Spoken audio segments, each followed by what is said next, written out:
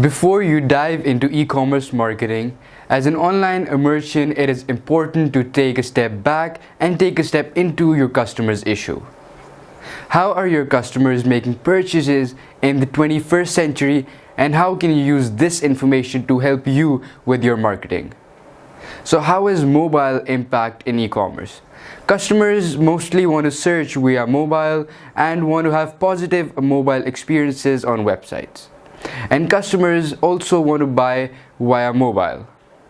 People want to buy it from mobile phones, and if you make it simple for them and easy for them to do so on your e-commerce website, then this is going to positively influence your online sales. So how are customers finding new products? They use four things.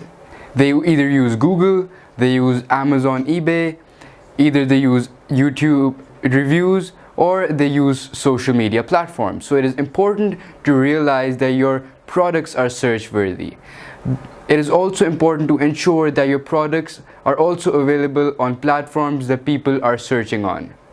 So you need to put your products on platforms such as Amazon and eBay. You can also make use YouTube for YouTube influencers to make YouTube reviews for a public product. If customers are having a negative experience with your products, then they might take social media to actually share that.